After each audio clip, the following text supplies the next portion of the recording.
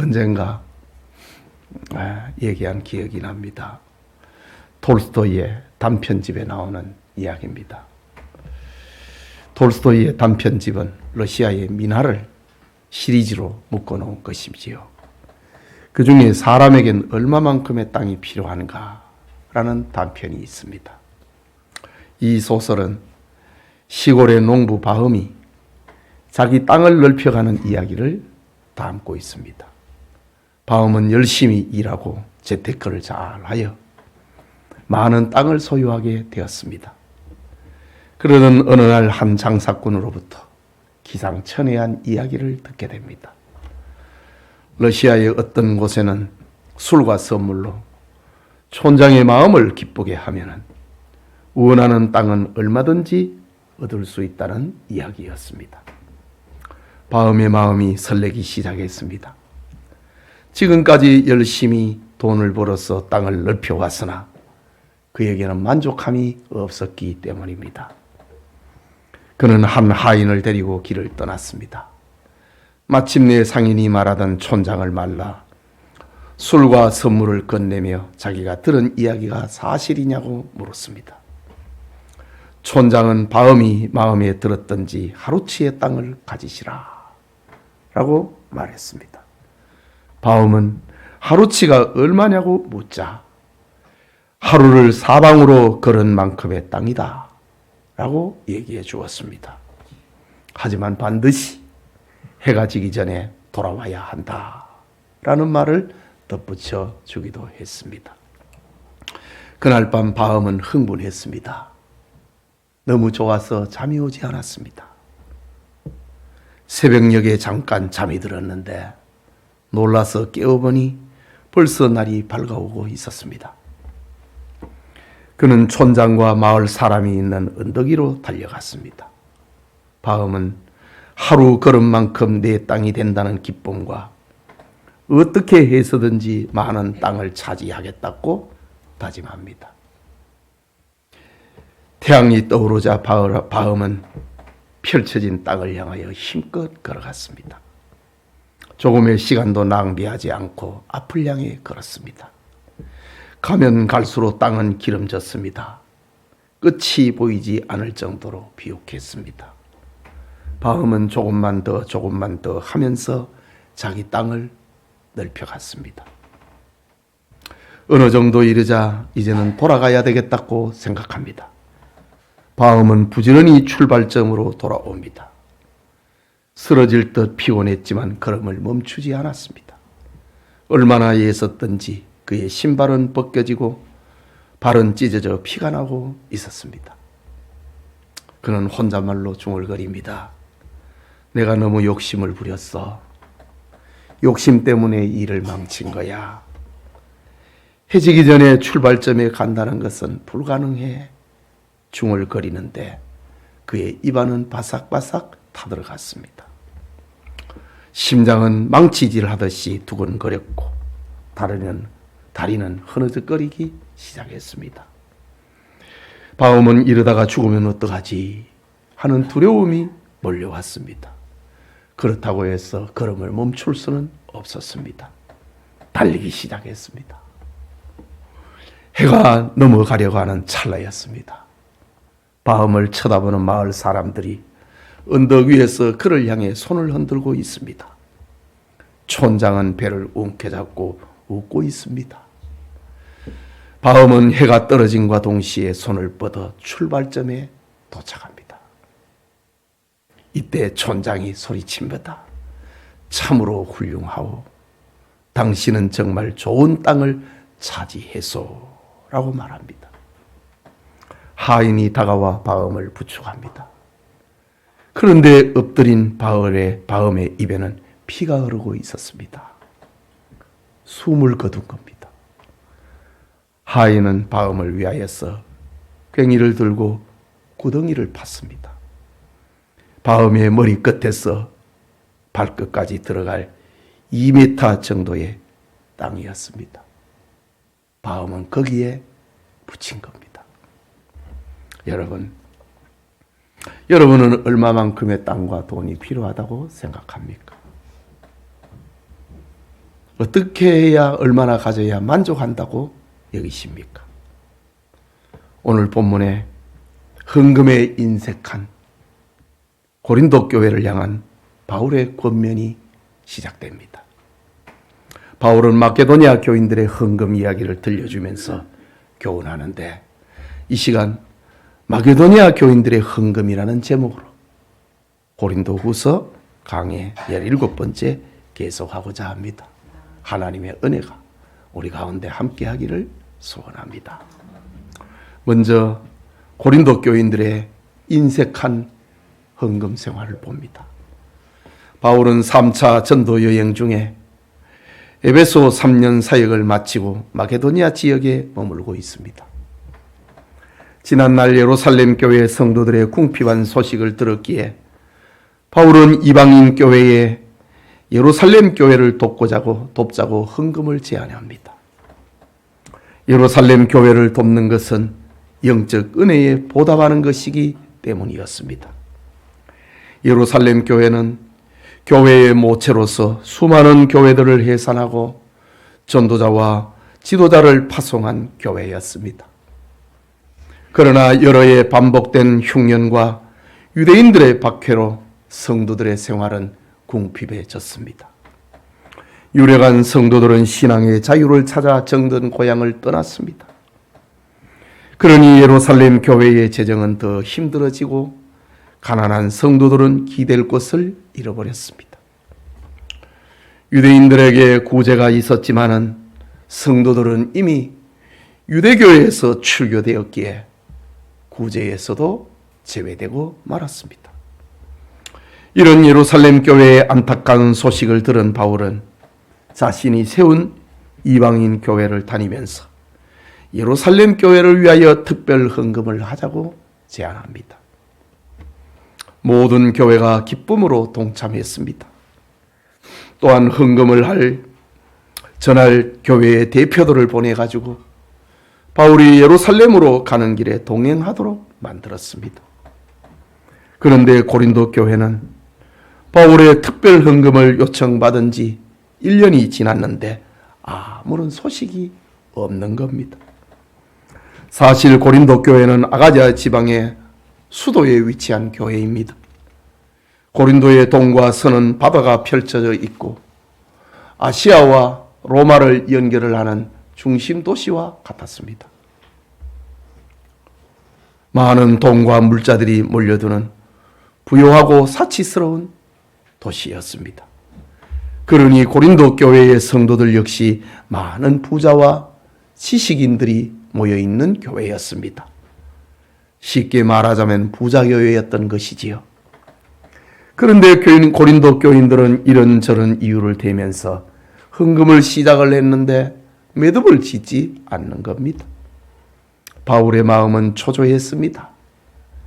하나님의 은혜를 가장 많이 받았다고 하는 고린도 교인들이 선한 일에 빠진다는 것은 그들의 믿음에 문제가 생겼다는 증거였기 때문입니다.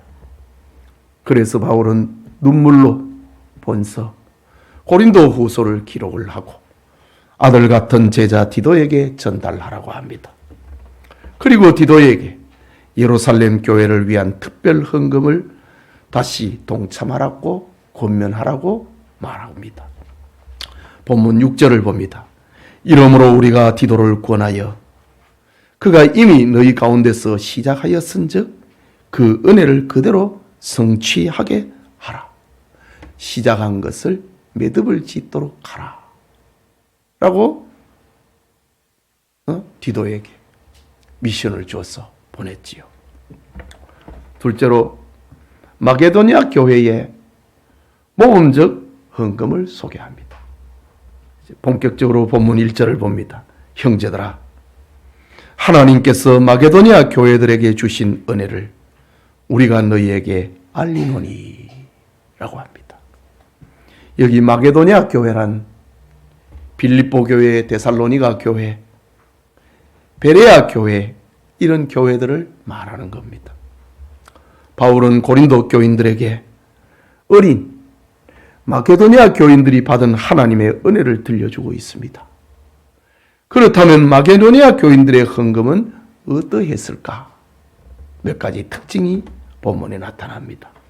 첫째는 환난과 극심한 가난 중에 기쁨으로 드리는 풍성한 연보였습니다. 2절에 많은 환난의 많은 시련 가운데서 그들의 넘치는 기쁨과 극심한 가난이 그들의 풍성한 연보를 넘치도록 하게 하였느니라. 참, 하나님 앞에 헌금을 한다는 것은 역설의 삶과 같습니다. 환난을 당하는데 많은 시련 가운데서도 그들에게는 넘치는 기쁨이 있었다. 극심한 가난이 그들의 풍성한 연보를 넘치도록 하였다. 가난함이 오히려 더 많은 헌금을 드리도록 만들었다. 역설의 삶입니다. 당시 마게도니아 교회는 로마의 수탈과 유대인들의 괴롭힘으로 고난을 당하고 있었습니다.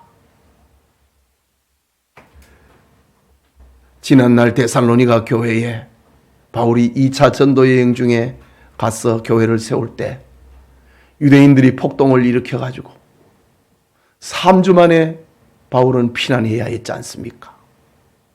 유대인들이 괴롭혀가지고 이런 속에서도 그들은 큰 기쁨이 있었다. 극심한 가난이라고 합니다. 그것이 도리어 풍성한 연보를 드리게 하였다. 이거는 은혜가 아니면 못하는 겁니다.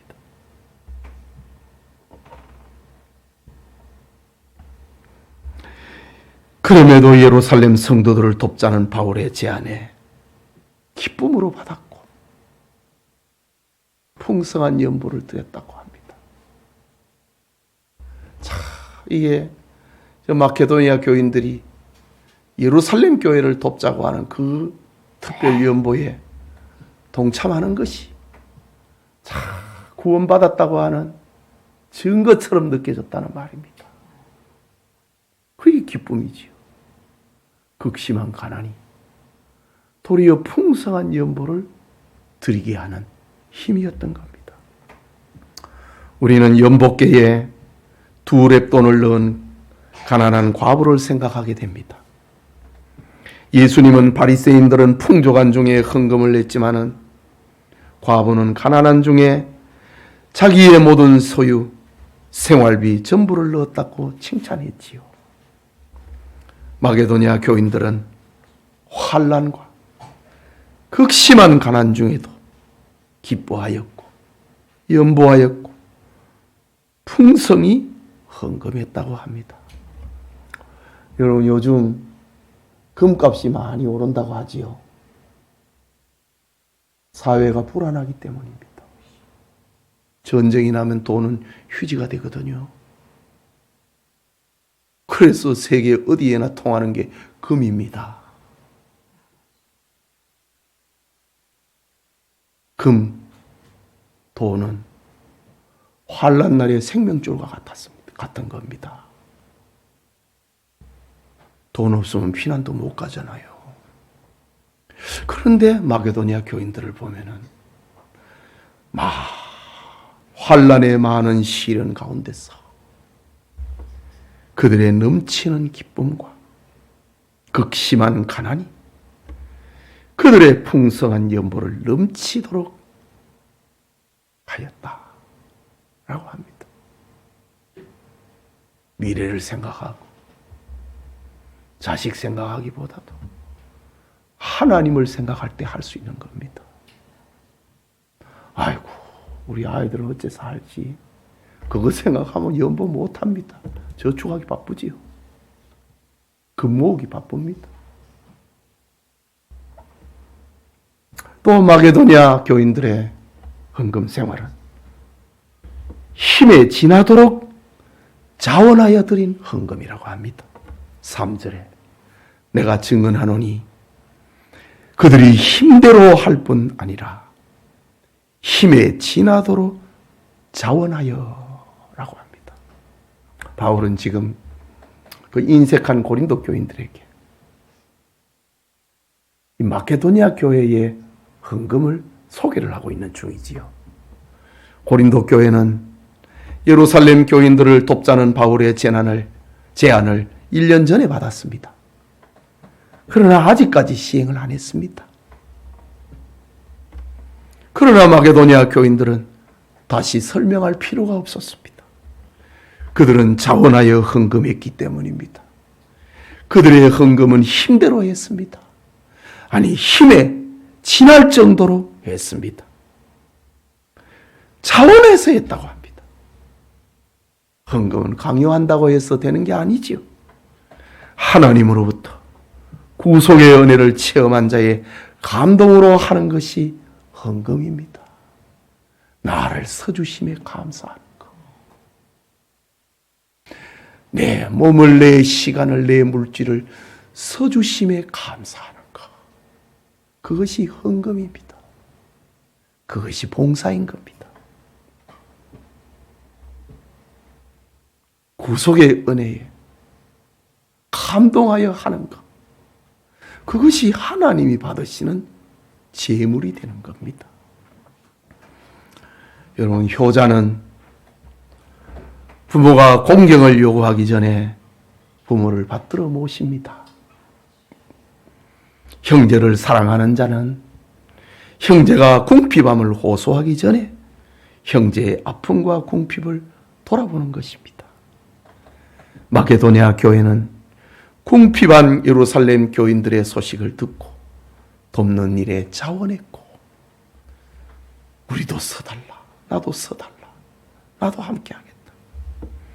자원하였고 힘대로 하였고 힘에 지나도록 하였다. 이것이 그들이 받은 은혜였고 이것이 그들의 믿음이었던 겁니다. 또 데살로니가 교회의 교인들의 모범적 헌금은 약한 성도를 돕는 것을 성도의 교제로 이해했습니다.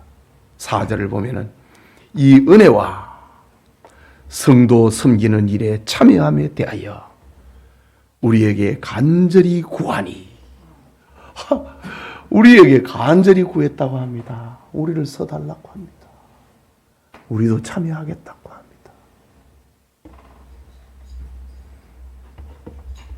이 은혜와 성도 섬기는 일에 참여한다. 선한 일에 참여한다. 이 참여라고 하는 헬라 말은 코이노니아라는 말입니다. 우리 참 익숙한 단어 아닙니까?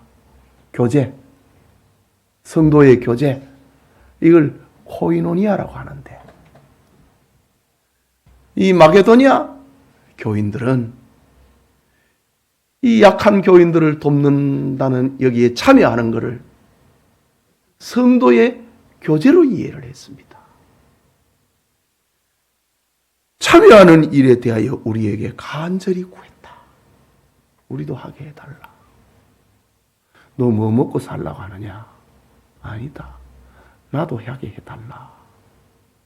마게도니아 교인들은 이렇게 했다고 합니다. 세상은 도울 때 우월의식을 가지고 받을 때는 열등의식을 가집니다.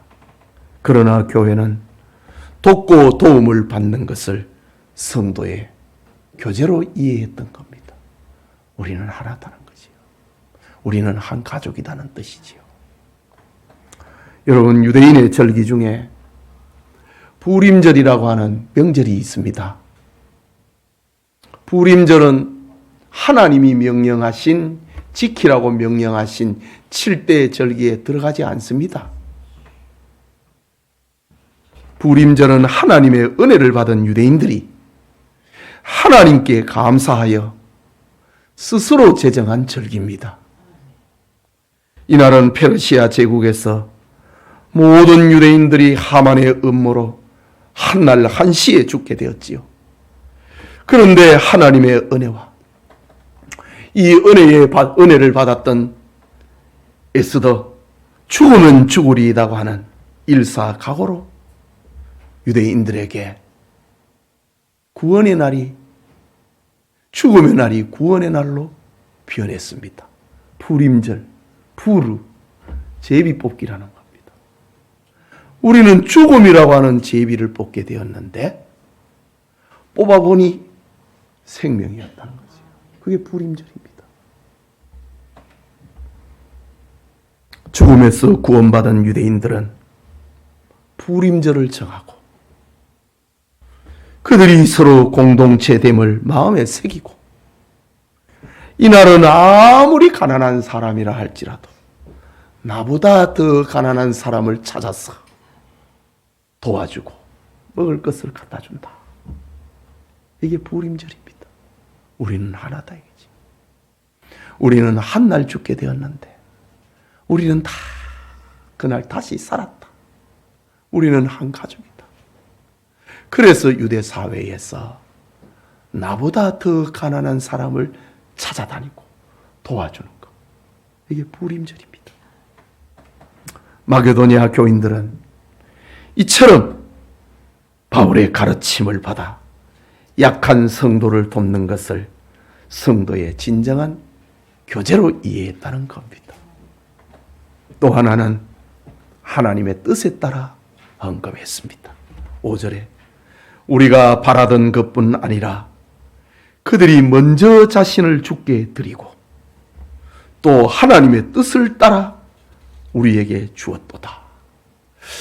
자, 우리 예루살렘 교회를 위해서 헌금하자라고 했을 때 바울이 목표역이 있었을 것이고 바라던 것이 있었지 않겠습니까?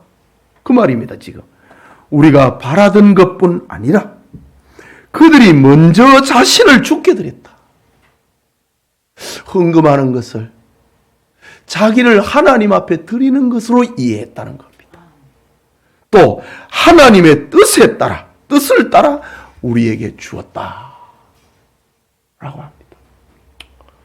마게도니아 교인들의 헌금은 인간적인 동정심이 아니라 하나님의 뜻을, 하나님의 말씀을 이루어가는 것으로 이해했습니다. 만일 인간적인 동기에서 헌금한다면 많은 연보는 교만하게 만들 것이고, 그러나 하나님의 뜻에 따라 한다면 자신이 해야 할 일을 했을 뿐이라는 겸손한 마음을 가지게 될 것입니다. 이것은 너무나 중요한 헌금의 자세입니다. 성도가 자기를 주님 앞에 드리고 물질로 헌금하는 것은 하나님의 뜻을 따르는 거다. 하나님의 말씀을 이루는 거다 라고 이해한 겁니다. 마게도니아 교인들은 이런 자세로 자신을 먼저 하나님께 드렸고, 그리고 예루살렘 교회를 위하여 넘치는 헌금을 드렸다. 자신을 하나님 앞에 드렸다. 그 마음입니다. 그리고 예루살렘 교회를 돕기 위해 물질을 드렸다. 마음이 먼저지요. 마음을 하나님께 드리고 그리고 물질로 하나님 앞에, 예루살렘 교회를 돕는 것을 하나님 앞에 드린다. 이렇게 이해했다는 말입니다. 계속해서 본문 7절을 봅니다. 이제 고린도 교회로 다시 돌아옵니다. 오직 너희는, 고린도 교회를 두고 하는 말입니다. 믿음과 말과 지식과 모든 간절함과 우리를 사랑하는 이 모든 일에 풍성한 것 같이 이 은혜에도 풍성하게 할지니라. 이 은혜는 뭡니까? 헌금을 말하는 겁니다. 너희들 참 다른 거 다 잘하는데 왜 헌금은 안 하냐? 이런 말입니다. 지금 이 말의 핵심은 고린도 교회는 소위 믿음이 있고 말도 잘하고 지식도 많고 간절함도 많고 바울을 사랑한다고 했던 교회였습니다. 그는 이방인의 어떤 교회와 비교할지라도 뒤지지 않은 열정이 있는 교회였습니다. 그런데 유독 헌금하는 일에만 뒤로 물러가 버렸습니다. 이때 바울은 환난 중에도 신행일치의 삶을 사는 마케도니아 교회를 소개하면서 고린도 교인들에게 헌금하는 일에도 열심을 내라 라고 권면하는 겁니다. 8절에 바울은 다시 간곡한 말로 부탁을 합니다. 내가 명령으로 하는 말이 아니요, 오직 다른 이들의 간절함을 가지고, 저 마케도니아 교인들의 간절함을 가지고 너희의 사랑의 진실함을 증명하고자 함이라. 너희도 믿음이 있다면 그것을 증명을 해라. 바울은 헌금의 권면은 명령이 아니라고 했습니다. 다만 기근과 핍박으로 인하여 어려움을 당하고 있는 예루살렘 교회의 소식을 들었다면 마게도니아 교회들처럼 너희들이 가진 믿음과 너희들이 가진 지식과 간절함과 사랑을 이 일에도 나타내 달라. 증명해 달라. 너희의 믿음이, 너희의 지식이 진실하다고 하는 것을 헌금을 통해서 증명해 달라. 우리 지난 시간에 설명을 했지만은 바울은 자기의 수하 전도인들에게 고린도 교회 자랑을 참 많이 했잖아요. 그런데 다 자랑할 만히 했는데, 그런데 헌금하는 일에만 뒤처져 버리니까 바울이 지금 입장이 곤란하게 된 겁니다. 사랑과 지식과 열정, 너희의 믿음, 말 잘합니다. 그거 자랑한 것이 헛되지 않으면 너희가 이 헌금하는 일에도 함께 해가지고 내 자랑한 것이 헛되지 않게 해달라고 부탁하고 있는 장면입니다. 그렇다면 고린도 교인들은 무슨 일로 인하여 1년이나 헌금을 미루었을까? 그것은 고린도 교회에 보낸 편지에 잘 나타나고 있습니다.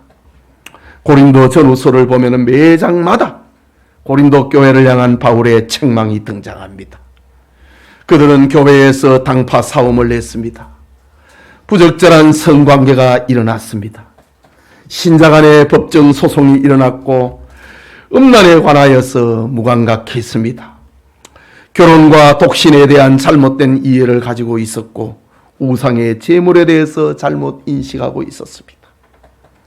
성찬에 대한 잘못과 헌금에 대한 잘못된 인식, 그리고 사랑이 식어짐, 부활을 부정하는 문제 등으로 그들의 믿음이 병이 들었습니다. 교리가 틀려지니 믿음도 병이 들고 말았습니다.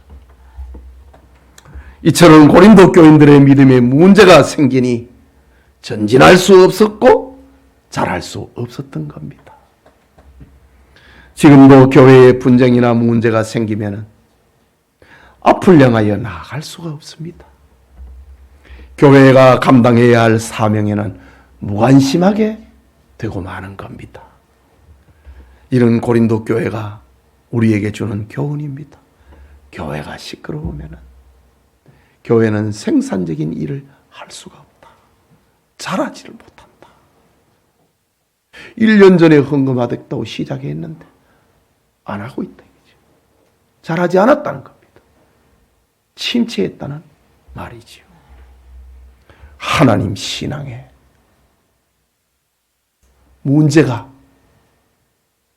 없기를 축복합니다. 마지막으로 헌금의 성경적 원리를 바울은 들려줍니다. 바울은 옛 언약과 새 언약을 통하여서 헌금의 원리를 들려주는데, 첫째는 새 언약인 신약의 헌금의 원리를 말합니다. 9절을 봅니다. 우리 주 예수 그리스도의 은혜를 너희가 알거니와 부요하신 이로써 너희를 위하여 가난하게 되심은 그의 가난함으로 말미암아 너희를 부요하게 하려 하심이니라. 지금 바울은 헌금 이야기를 하는데 예수님이 부요하신 분인데 낮아져가지고 그 낮아지심은 너희를 부요하게 했다고 하는 그 빌립보서 2장에 있는 이 말씀을 지금 들려주고 있습니다. 그리스도의 희생의 소식을, 거기에서 헌금의 원리를 들려줍니다. 예수 그리스도는 본래 부요하신 분이었습니다. 그는 하나님의 아들이셨습니다. 그런 예수님이 하나님과 동등됨을 것을 여기지 아니하시고 하늘의 모든 영광과 권세를 버리고 자기를 비워 가난하게 되시고 십자가의 고난을 겪고 죽으셨습니다. 이유는 우리를 부요하게 하기 위함이었다 라고 합니다. 여러분, 우리는 본래 가난한 자였습니다. 하나님을 알지 못하고 참된 것을 알지 못했기 때문입니다. 우리는 죄의 노예였습니다. 노예는 아무것도 소유할 수 없는 자입니다. 가지는 것 같아도 가진 것이 없는 것이 노예입니다. 그러나 예수 그리스도를 통하여 우리는 속죄의 은혜를 누리고 하나님의 자녀가 됐습니다. 하나님 나라의 상속자가 되었습니다. 이보다 더 부해줄 수는 없는 것입니다. 이렇게 놀라운 사랑을 받은 사람이라면 우리도 그리스도를 본받아야 된다는 겁니다. 즉 예루살렘 교회에 가난한 성도들을 돕는 것은 그리스도를 본받는 것이라는 말이지요. 우리가 누구를 도와준다. 그것은 하나님이 나를 도와주시는 것과 같은, 예수님이, 부요하신 예수님이 자기를 버려 자기를 십자가에 못 박아 죽임을 당하고 우리를 구원하신 그 헌금을 사도 바울은 이렇게 이해를 하고 있습니다. 이 구속의 원리, 속죄의 원리를 가지고 헌금의 이야기를 지금 풀어가고 있는 겁니다.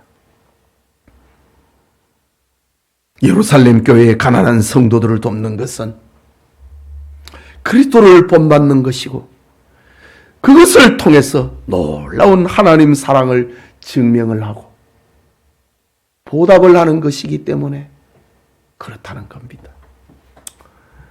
10절을 보면은 이 일에 관하여 나의 뜻을 알리노니 이 일은 너희에게 유익함이라.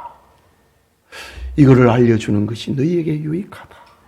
너희로 하여금 헌금을 하게 하는 것이 너희에게 유익하다 라는 겁니다. 여러분, 헌금을 하는 것은 누구를 이롭게 하기 위해서 하는 게 아닙니다. 궁극적으로 나를 유익하게 만드는 것, 그게 헌금의 정신입니다. 지금 바울이 이 일에 관하여 나의 뜻을 알리노니 이 일은 너희에게 유익함이라. 너희가 1년 전에 행하기를 먼저 시작할 뿐 아니라 원하기도 하였은즉. 또 1년 전에 이야기를 또 하고 있습니다. 1년 전에 너희가 먼저 시작을 했지 않느냐. 그래서 나는 이방인의 교회 다니면서 너희도 했다고 내가 자랑했다. 그런데 너 지금 안 하고 있으면 어떻게 되느냐. 1년 전에 너희가 시작을 했고 그때 너희가 원했지 않느냐. 그 말입니다. 지금 먼저 시작할 뿐 아니라 원하기도 하였은즉 이라고 합니다. 사랑을 실천하는 것은 사랑을 받는 사람에게 도움이 되지만은 궁극적으로 사랑을 베푸는 사람, 자기에게 유익이 되는 겁니다. 이유는 헌금은 나의 신앙을 고백하는 것이요 나를 하나님 앞에 드리는 것이기 때문입니다. 예수님이 말씀하셨지요. 마태복음 6장 20절과 21절에 오직 너희를 위하여 보물을 하늘에 쌓아두라. 거기는 좀이나 동록이 해하지 못하며 도둑이 구멍을 뚫지도 못하고 도적질도 못하느니라. 네 보물이 있는 그곳에는 네 마음도 있느니라. 예수님은 헌금 이야기를 하시면서 이렇게 들려주었습니다. 즉 우리의 마음을 세상이 아닌 하늘에 머물게 만드는 것이 헌금이라고 합니다. 그러니까 헌금은 우리에게 유익한 것입니다. 이것을 고린도 교인들이 너희들도 알았기에 1년 전에 너희가 시작했고 너희가 그것을 원하지 아니했느냐 라는 겁니다. 계속해서 11절과 12절을 봅니다. 이제는 하던 일을 성취할지니라. 1년 전에 하다가 멈추었던 거 하라 이 말이지요. 이제는 하던 일을 성취할지니라.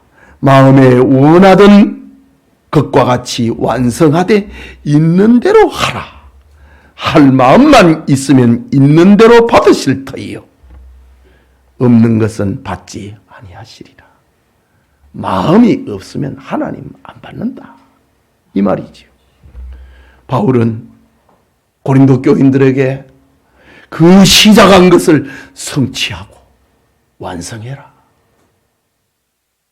너희가 원했던 것 그것을 이루어라. 할 마음만 있으면 하나님이 받으신다. 마음이 없으면 하나님이 안 받는다 라고 합니다. 사실 고린도 교인들은 말과 지식이 풍부하고 마음의 열정도 넉넉했습니다. 그들이 성숙한 그리스도인들이 되기 위해서 요구되는 것은 마음에 있는 것을 행동하라는 겁니다. 있는 대로 하라. 드릴 수 있는 대로 하라 라고 합니다. 그러면서 바울은 예루살렘 교회를 돕는 것의 주체는 사람이 아니라 하나님이란 사실을 강조합니다. 고린도 교인들이 예루살렘 교회를 도와주었는데 하나님께서 그걸 받았다고 합니다. 주체가 사람이 아니라 하나님이란 말이지요. 교민들이 헌금을 할 때 누구를 돕는다는 생각보다 하나님께 드린다는 겸손한 마음을 가져야 한다는 뜻이지요. 이것이 헌금의 원리입니다. 둘째로 바울은 옛 언약, 구약의 원리를 다시 소개합니다. 13절과 14절입니다. 이는 다른 사람들을 평안하게 하고 너희는 공고하게 하려는 것이 아니요 균등하게 하려 함이니 이제 너희의 넉넉한 것으로 그들의 부족한 것을 보충함은 후에 그들의 넉넉한 것으로 너희의 부족한 것을 보충하여 균등하게 하려 함이라. 균등이란 말이 반복되지요. 처음 예루살렘 교회가 했던 겁니다. 필요에 따라서 나누어 주는 것. 그런데 오늘 13절에 보면은 아주 낯선 말을 하나 발견하게 됩니다. 이는 다른 사람들은 평안하게 하고 너희는 공고하게 하려는 것이 아니요. 이 말은 고린도 교인들 중에 바울이 자꾸 예루살렘 교회를 돕자라고 하는 것은 예루살렘 교인들을 편하게 하고 예루살렘 교인들을 편하게 하려는 친유대인 성향을 가진 바울이 자기들에게 지금 짐을 지우고 있다. 그렇게 이해하는 사람들이 있었다는 말입니다. 그 말이지요. 다른 사람들은 평안하게 하고 너희는 공고하게 하려는 것이라. 아니요. 그런 말을 하는데 저 예루살렘 교회를 좀 잘 살게 하려고 너희 것을 뺏어갖고 주는 거. 너희를 가난하게 만들려고 하는 뜻이 아니다. 교인들 중에 그렇게 바울을 매도하는 사람이 있었다는 말입니다. 그러나 바울은 지난날 예루살렘 교회가 서로 도왔던 것처럼 그리스도인 공동체로 사랑을 실천하고 있을 뿐이었습니다. 이것을 깨우치기 위하여 광야교회 이스라엘 백성들이 먹었던 만나 이야기를 들려줍니다. 15절에 기록된 것 같이 많이 거둔 자도 남지 아니하였고 적게 거둔 자도 모자라지 아니하였느니라. 이거 만나 이야기거든요. 이스라엘 백성들에게 하나님께서는 그날에 일용할 양식을 주셨습니다. 많은 만나를 거둔 자나 적게 거둔 자나 하루치의 식량밖에 사용할 수 없었습니다. 많이 거두어도 하루 식량, 적게 거두어도 그것은 하루 식량이었습니다. 사도 바울은 광야 교회의 만나 사건을 신약 교회에 적용을 시킵니다. 가난한 교인들을 돕자. 균등이라고 하는 말을 이렇게 적용을 시키고 있습니다. 즉 성도는 누구의 것을 뺏어서 누구에게 준다고 생각하지 말고 서로 돕는 공동체, 가족으로 이해하라 라는 뜻입니다. 여러분, 이스라엘에 사해바다가 있지요. 사해바다, 죽음의 바다라는 뜻 아닙니까? 왜 죽음의 바다입니까? 물이 들어오는데 나가는 통로가 없으니 그 바다는 죽어버린 겁니다. 물고기가 못 사는 겁니다. 하나님께서 우리에게 물질을 주시는데 그것을 내보내지 않으면 죽음의 바다처럼 되어버리고 만다는 것입니다. 우물의 샘처럼 파내면은 다시 채워지는 것이 그리스도인의 사랑이요 헌금의 원리라는 것입니다. 깨닫는 은혜가 있기를 축복합니다. 사랑하는 우리 성도 여러분, 과연 여러분에게는 얼마만큼의 땅과 돈이 필요하다고 생각합니까? 얼마나 가져야 만족하다고 생각합니까? 러시아 농부 바움처럼 사람은 죽기까지 더 가지고 싶어 합니다. 그러나 그에게 정말 필요한 것은 2m도 안 되는 땅뿐이었습니다. 종교개혁자 마르틴 루터는 지금 사람들은 하나님을 위하여 드릴 것은 아무것도 가지고 있지 않으나 명주와 비단을 살 돈은 가지고 있다 하면서 그 시대의 교인들을 책망했습니다. 교회 오면 돈 없어. 그런데 시장에 가면 돈이 얼마나 많은지. 명주와 비단 살 돈은 있는데 하나님 앞에 드릴 돈은 없다. 이게 루터의 종교개혁 시대의 교인들의 삶이었습니다. 요한 웨슬레는 인간의 마지막 회심은 그의 돈 지갑이다. 요즘은 통장이라고 표현할 수 있겠지요. 그때는 돈주머니. 회개했다. 사랑합니다. 충성하겠습니다. 수많은 미사 욕구를 가져갔고 자기가 신자라고 표현을 해도 돈주머니가 안 변하면 그건 회개한 거 아니다. 이제. 유명한 웨슬레의 말입니다. 오늘은 마게도니아 교인들의 헌금이란 말씀을 살펴보았습니다. 그들은 많은 환난과 극심한 가난 속에서도 공경에 처한 예루살렘 교인들을 생각하고 넘치는 헌금, 자원하는 헌금을 드렸다고 합니다. 그들은 약한 성도들을 사랑하고 돕는 것을 성도의 교제로 이해하고 나를 써주심, 나를 교회의 일원으로 여겨주심에 감사하게 여겼다고 합니다. 그들은 하나님께 받은 은혜를 생각하고 하나님의 뜻을 이루기 위하여 힘껏, 아니 힘에 넘치는 연부를 드렸다고 합니다. 물론 고린도 교회는 바울의 편지와 권면을 받고 예루살렘 교회를 돕는 선한 일에 동참합니다. 이 서신을 보낸 지 몇 달 후에 바울은 고린도 교회를 방문합니다. 바울은 고린도 교회의 가이오의 집에서 고린도 교회를 향한 특별한 걱정 없이 편안하게 석 달을 머뭅니다. 그리고 다른 전도의 꿈을 꾸며 저 유명한 로마서를 쓰게 됩니다. 바울이 불편하면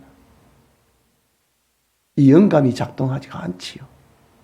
고린도 교회 문제가 다 해결이 되니 나는 이제 로마로 가야 되겠다. 꿈을 꾸면서 유명한 로마서를 가이오의 집에서 쓰게 되는 겁니다.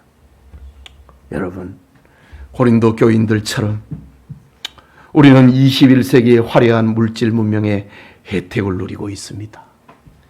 역사상 가장 좋은 음식을 먹고, 역사상 가장 좋은 옷을 입고, 역사상 가장 좋은 집에 좋은 차를 타고 삽니다. 이때 온갖 이유와 핑계로 잠잠히 있다면 축복을 주신 하나님을 욕되게 하는 것이 되고 맙니다. 형제된 이웃을 돕는 것은 바로 내가 받은 은혜에 보답하는 길이요, 내가 하나님의 은혜의 지배를 받고 있다는 증거인 겁니다. 그리고 하나님을 향한 나의 믿음, 나의 말, 나의 지식, 나의 사랑이 진실하다고 하는 증거를 헌금을 통해서 나타내는 겁니다. 마게도니아 교인들이 받은 은혜가 우리 모두의 것이 되기를 주님의 이름으로 축복합니다. 우리 같이 기도합시다. 자, 바울은 이 고린도 후서에서 8장, 9장에 계속해서 헌금에 대해서 이야기를 합니다. 왜 바울은 헌금에 대해서 이렇게 말하고 있을까?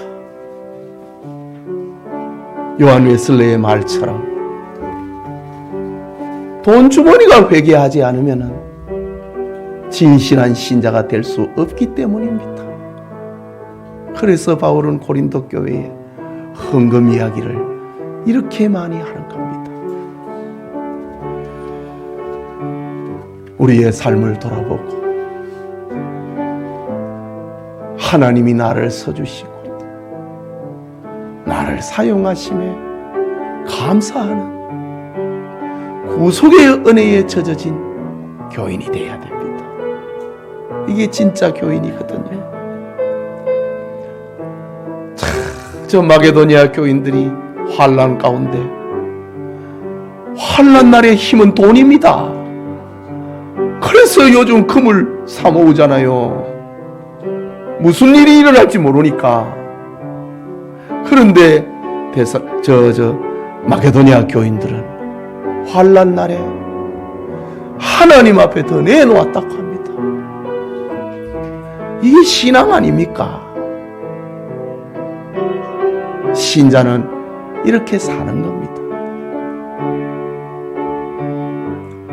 받은 은혜에 감사하면서 살아가는 우리가 되기 위하여 우리 같이 기도합시다. 자비하신 하나님 아버지, 은혜를 감사합니다. 오늘 이 여전도의 헌신 예배 드리면서 마게도니아 교인들의 헌금이라는 말씀을 받았습니다. 오늘의 교인들이 얼마나 듣고 싶어 하지 않는 그런 말씀입니까? 헌금이라는 말만 나와도 경기를 일으키는 교인들도 있습니다. 그러나 참된 성도, 참된 그리스도인은 나를 이번에도 사용해 주심에 감사합니다. 이것이 그리스도인의 삶의 모습입니다.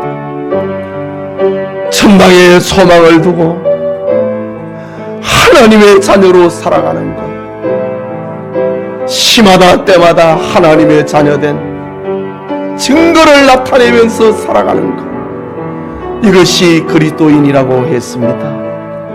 하나님, 저 마게도니아 교인들을 우리도 본받고 배울 수 있게 하여 주옵소서. 저 부유하신 예수님께서 자신을 비워 낮아지시고 가난하게 되심은 우리를 구원하기 위함이라고 했습니다. 헌금 역시 그리스도의 속죄의 원리에서 나오는 정신이라고 했습니다. 우리에게 은혜 입혀 주시옵소서. 하나님 아버지, 오늘도 우리에게 생명의 말씀, 축복의 말씀, 참된 그리스도인이 되게 하는 말씀 들려주시니 감사합니다. 하나님의 말씀이 성경에 머물지 않고 우리의 삶을, 우리의 가정을, 우리의 인격을 지배하고 이끌어갈 수 있도록 복을 주시옵소서. 하나님, 우리 가운데도 경제적으로 궁핍하여 고난당하는 이들이 있습니다. 위로하여 주시고 복을 주소서. 예수님 이름으로 기도합니다. 아멘.